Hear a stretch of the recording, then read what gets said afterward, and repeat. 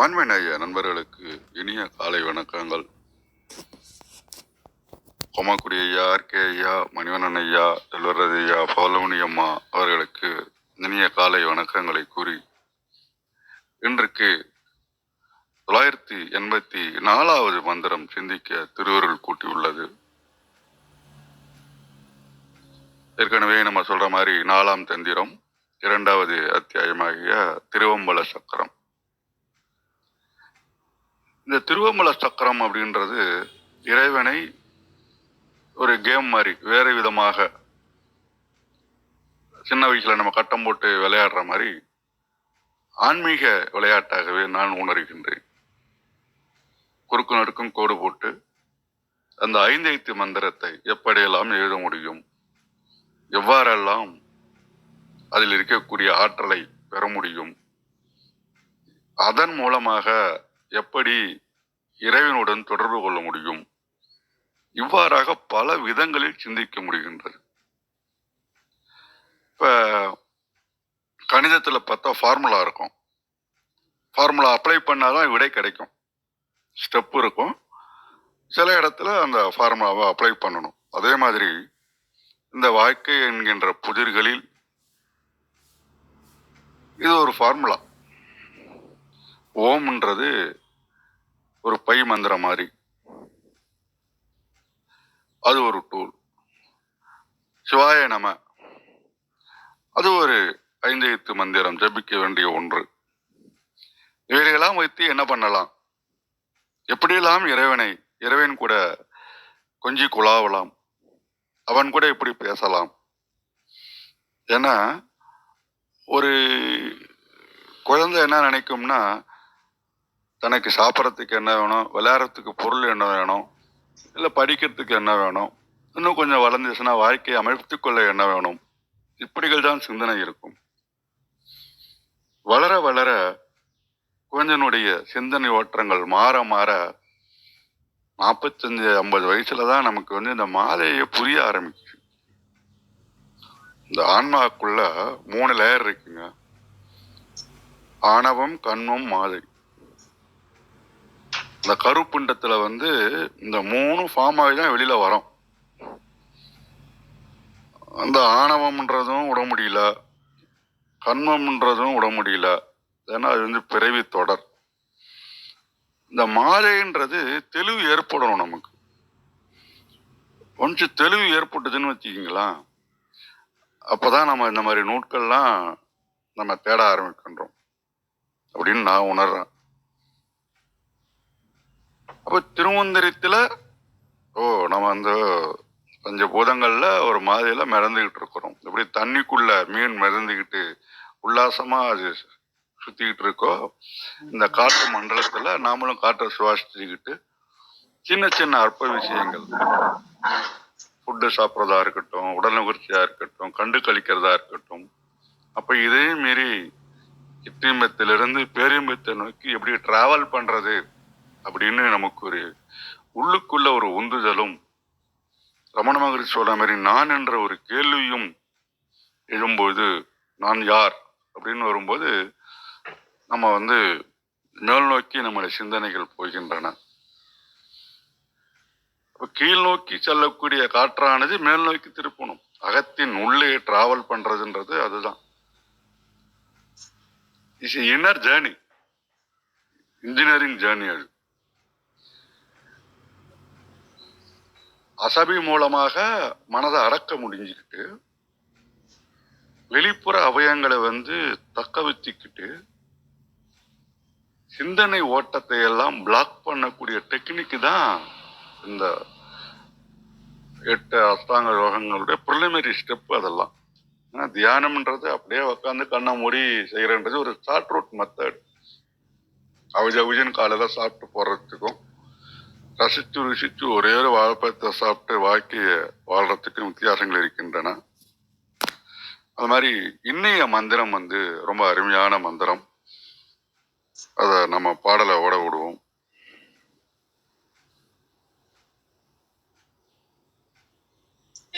நவமும் சிவமும் உயிர் பரமாகும், தவம் ஒன்றிலாதன தத்துவமாகும். சிவம் ஒன்றியாய்பவர் ஆதரவால் அச்சிவம் என்பதானாம் எனும் தெளிவுற்றதே. நவமும் சிவமும் உயிர் பரமாகும். நல்ல அருமையான வார்த்தைகள். நவமும் சிவமும் உயிர் பரமாகும். இது முதல் வரி. தவம் ஒன்று இலாதன தத்துவமாகும். இரண்டாவது வரி தவம் ஒன்று இலாதன தத்துவமாகும். 3 சிவம் ஒன்றி ஆய்பவர் ஆதரவால்.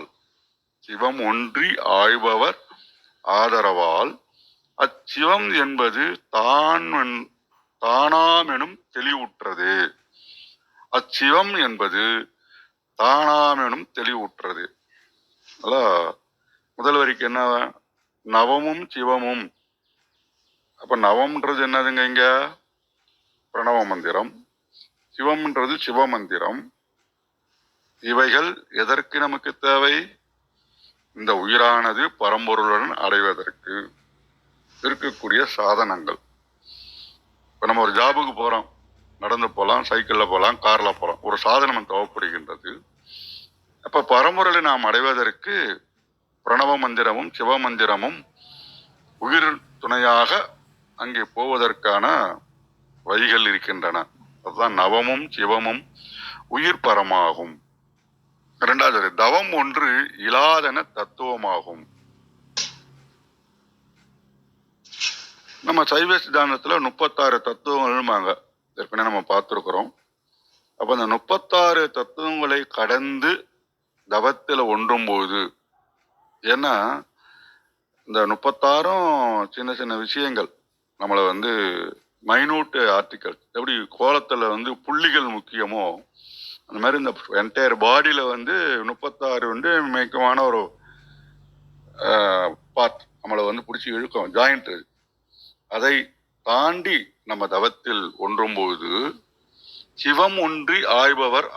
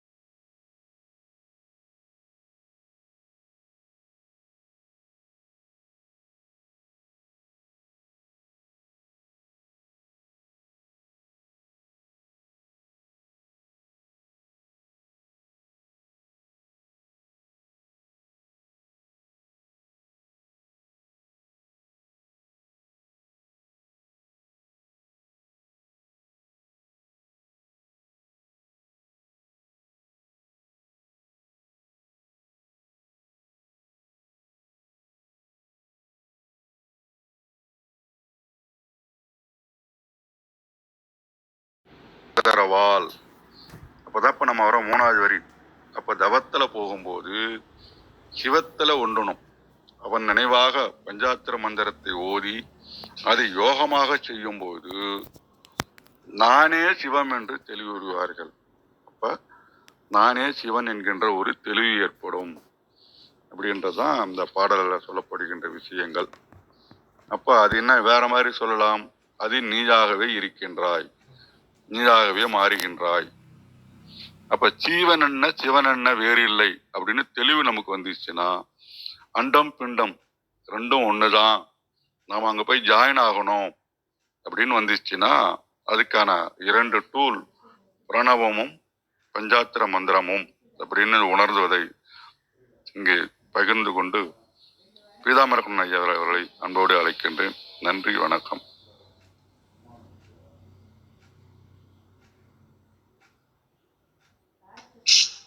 ஐயா, நான் லிசனிங் போர்டில் இருந்துக்கிறேன். இன்னைக்கு நீங்க பேசிங்க.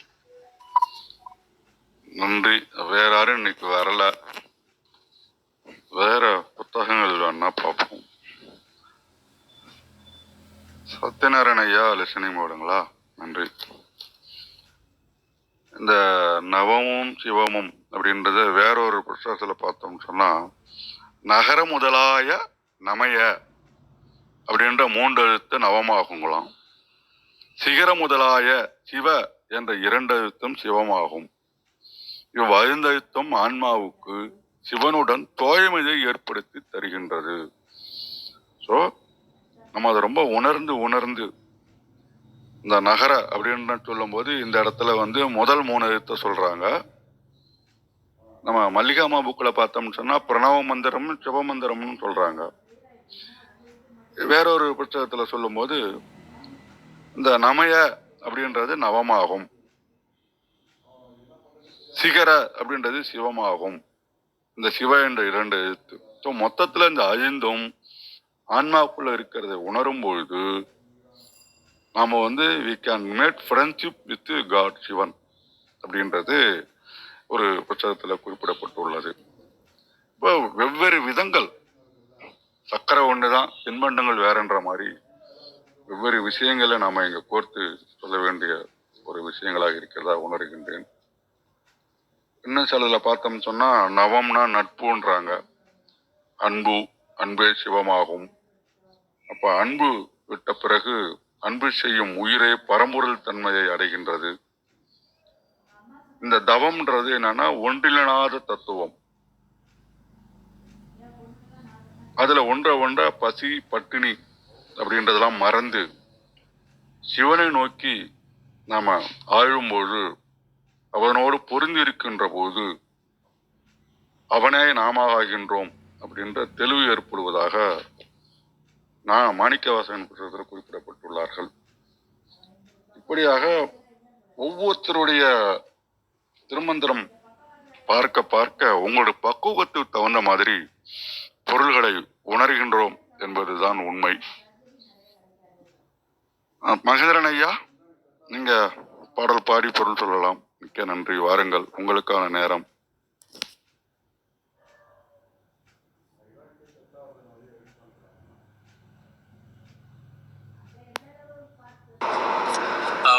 வணக்கம், அனைவருக்கும் உற்சாகமான காலை வணக்கம். ஐயா, நான் இங்க இப்ப சிகாகோ வந்துட்டு இருக்கேன். அது பயணத்துல இருக்கேன். அதனால எத்தனை மணிக்கு இன்னும் கொஞ்ச நேரம் ஆகும்னு நினைக்கிறேன் இந்த பார்க்கிங் பக்கத்துல போறதுக்கு. அதனால மற்றவர்கள் பேசுனதுக்கு அப்புறம் பேசுறேன். நன்றி. நன்றிங்க ஐயா. இன்னைக்கு நிறைய பார்வையாளர்கள் மட்டும்தான் இருக்கிறாங்க.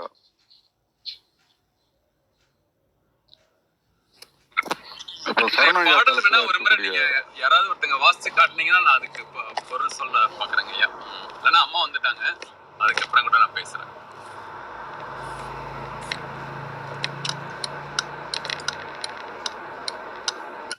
பாடல் வேணா வாசிக்கிறாங்க. நன்றி.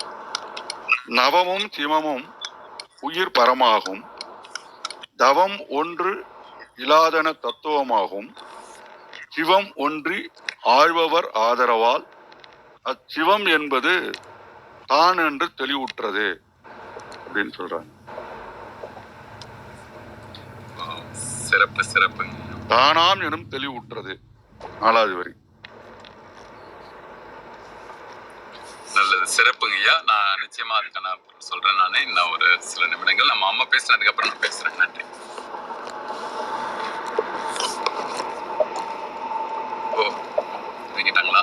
ஓகே, நல்லது.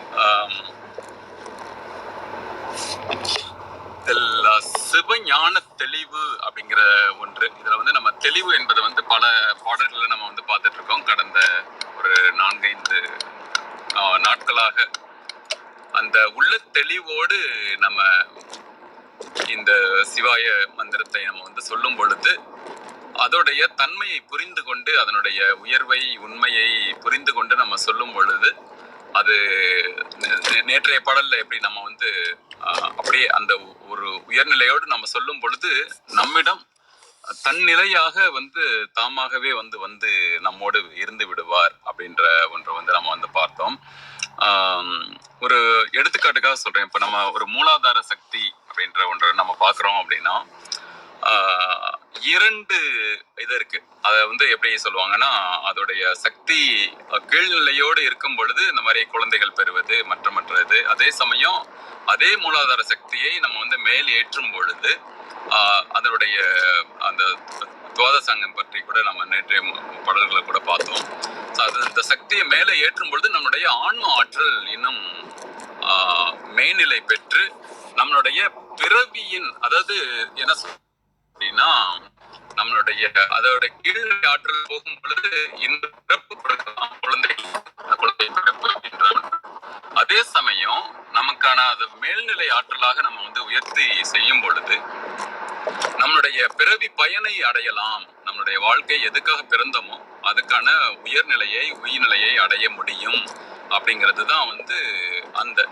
அப்போ இது எல்லாமே நமக்கு வந்து சொல்கின்ற அந்த கருத்து அப்படின்றது என்ன அப்படின்னா, முழுக்க நாம் தன்னை உணர்தல் என்று சொல்லும் பொழுதே அந்த இறைநிலையின் ஒரு உயர்நிலையை நம்ம வந்து பொருத்தி கொள்ளுதல். அப்ப அந்த நிலைக்கு நம்மை வந்து தகுதிப்படுத்தி நம்மளை வந்து உயர்த்தி கொள்ளுதல்.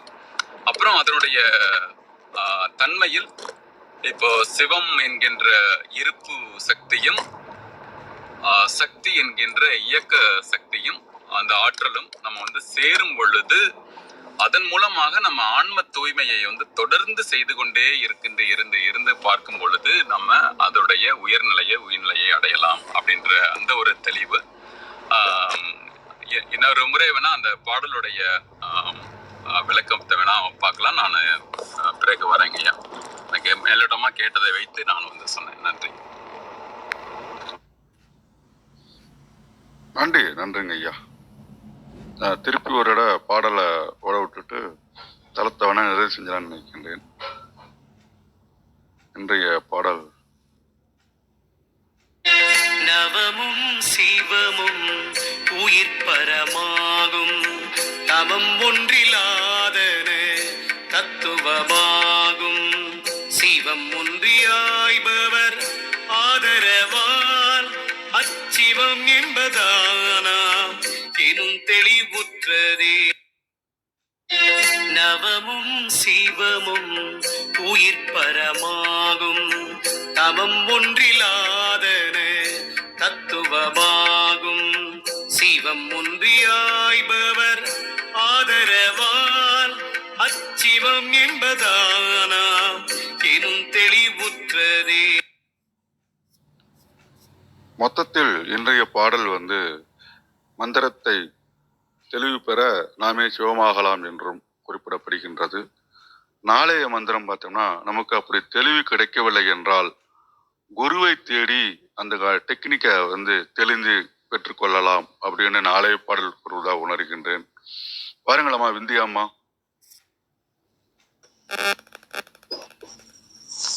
அனைவருக்கும் வணக்கம். ஓம் நமச்சிவாய போற்றி, ஓம் திருமூலரே போற்றி. 984வது மந்திரம். நவமும் சிவமும் உயிர் பரமாகும், தவம் ஒன்றில்லாத தத்துவம் ஆகும். சிவம் ஒன்றி ஆய்பவர் ஆதரவால் அசிவம் என்பது தான் ஆம் எனும் தெளிவுற்றதே. நவம் அப்படின்னா நட்புன்னு அர்த்தம், அன்புன்னு அர்த்தம். அன்பே சிவமாகிவிட்ட பிறகு அன்பு செய்யும் உயிரே பரம்பொருள் தன்மை பெறும். தவம் ஒன்றில்லாத தத்துவம் ஆகும் என்ற அடியினுடைய பொருள், அன்பே சிவமாகிவிட்ட பின்னர் பசி பட்னி கிடந்து புரிகின்ற தவங்கள் தேவையற்றனவாகிவிடும் என்கிறார் திருமூலர். சிவம் ஒன்றி ஆய்பவர் ஆதரவால் அப்படின்னா சிவத்தோடு பொருந்தி இருக்கின்ற புண்ணியர்கள் இவர்கள்.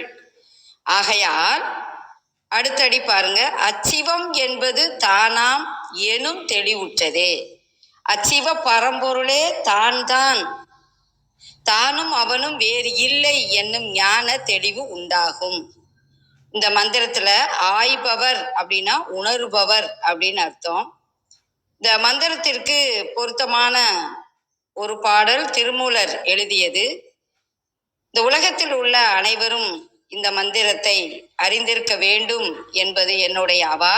ஏனெனில் இன்று நிறைய மனிதர்கள் பகைமையோடு இருக்கிறார்கள், அன்பற்று இருக்கிறார்கள், சுயநலத்தோடு இருக்கிறார்கள். இந்த மந்திரத்தை அறிந்து வாழ்ந்தால் இந்த அகிலம் மிகவும் உன்னதமாக இருக்கும். மந்திரத்தை பார்ப்போம். அன்பும் சிவமும் இரண்டு என்பர் அறிவிலார், அன்பே சிவமாவது ஆறும் அறிகிலார், அன்பே சிவமாவது ஆறும் அறிந்த பின் அன்பே சிவமாய் அமர்ந்திருந்தாரே. அன்பும் சிவமும் வேறு வேறு அல்ல, சிவனே அன்பா இருக்கிறார்.